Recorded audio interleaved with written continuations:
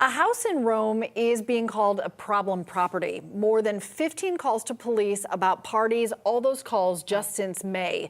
Rome police say the home on Hardy Avenue is really the center of block parties and some serious problems. And at the latest party, police say 4 people were shot. So our Chase Howell, he spent the day in that neighborhood and learned that there were over 100 people at that party over the weekend.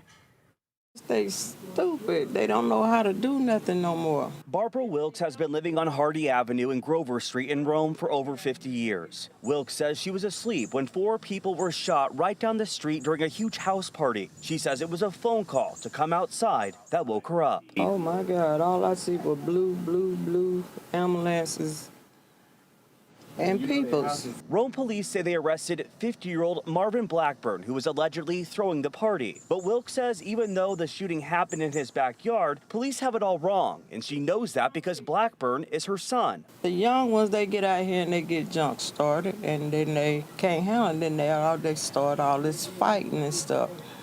What their parents need to keep them at home, because you can tell they ain't had no home training.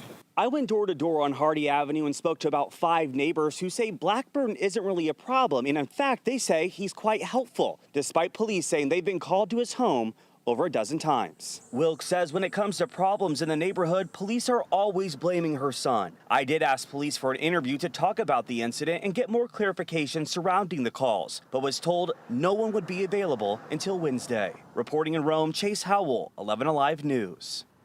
Thanks to Chase for that report. Now, right now, Marvin Blackburn, he's facing a handful of charges, including simple battery on a police officer and maintaining a disorderly house.